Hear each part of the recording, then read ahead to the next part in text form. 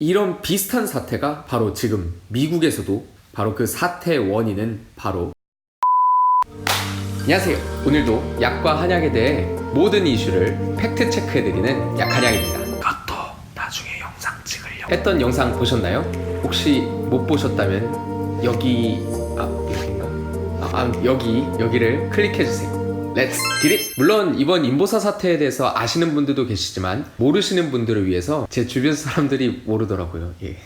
오늘은 먼저 인보사 사태에 대해서 다른 거 다 지워놓고 팩트만 정리해보겠습니다. 인보사는 중증도 무릎, 볼 관절염의 통증 완화가 목적인 바이오 의약품입니다. 인보사는 연골세포와 연골세포를 자라게 하는 성장인자가 포함된 세포로 이루어져 있습니다. 문제는 이 인보사에 연골세포가 아닌 신장유래세포가 있다는 의혹이 돌았고 식약처는 곧바로 조사에 나서게 됩니다. 그리고 식약처에서 수거한 인보사에서 연골세포가 아닌 신장유래세포가 있었던 겁니다. 그래서 신장유래세포인 게 뭐가 문제죠? 바로 신장유래세포는 다른 세포들과는 다르게 끊임없이 분열됩니다. 무슨 세포와 닮지 않았나요? 바로 끝을 모르고 계속해서 분열되는 암세포와 같습니다. 그래서 신장유래세포가 종양유발세포라고 하는 이유입니다.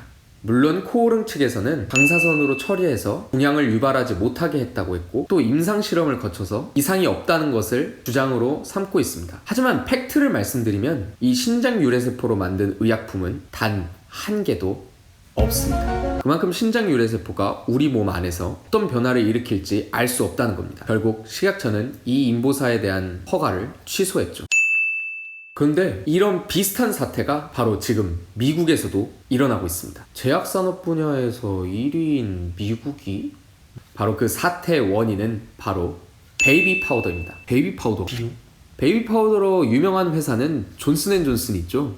여러분 한 번쯤 보셨을 겁니다. 그런데 이 존슨앤존슨에서 만든 베이비 파우더에 들어가는 탈크라는 성분에 이 성면이 들어갔다는 얘기가 나오고 있습니다. 일단 탈크에 대해서 설명드리면 탈크는 우리말로 활석입니다. 이 탈크를 피부에 발랐을 때 매끄럽게 해주고 화장품에 부드러운 질감을 줍니다. 피부에 양보하 문제는 이 탈크를 채굴 할 때 성면이라는 녀석이 같이 섞여서 나올 수 있다는 겁니다. 이 성면이라는 녀석은 사용 중 호흡기를 통해 폐암이나 악성 중파종의 위험을 높일 가능성이 있어서 1급 발암물질로 분류되고 있습니다. 미국 식약처인 FDA에서나 우리나라 식약처에서나 의약품, 화장품 중에 탈크가 들어간 제품은 성면이 들어가지 않도록 규제하고 있습니다. 문제는 바로 재작년 2017년부터 존슨앤존슨의 화장품과 베이비 파우더를 발랐던 사람들이 자신들이 발랐던 화장품의 탈크 안에 1급 발암물질인 성면이 들어가 있었고 그 성면 때문에 암에 걸렸다며 소송을 걸었습니다. 그리고 올해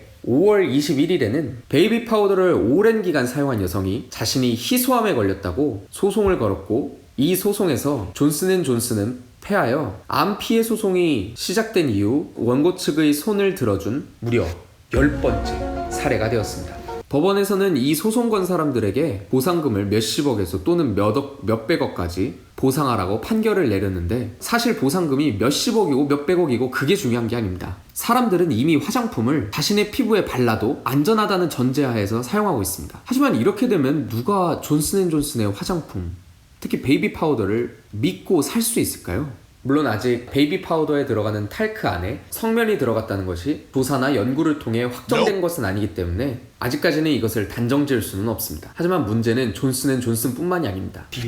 올해 3월 미국 식약처는 클레어스와 저스티스 이 두 회사의 화장품에 성면이 들어가 있다고 밝혔습니다. 즉 이게 지금 한 회사만의 문제가 아니라는 거죠. 과거 2010년에 미국 식약처 FDA에서는 회사들의 화장품에 들어가 있는 탈크 안에 성면이 들어가 있는지 조사를 했고 안전하다고 했지만 그것이 겨우 4개의 탈크 공급체에서 샘플을 받아서 조사한 것이라고 합니다. 탈크를 제조하는 데가 한두 군데가 아닐 텐데 인보사와 같은 사건이 미국에서도 벌어지고 있다니 좀 소름 돋네요. 저는 좀 걱정되는 부분이 과연 이게 미국에서만 끝날 문제냐는 것입니다.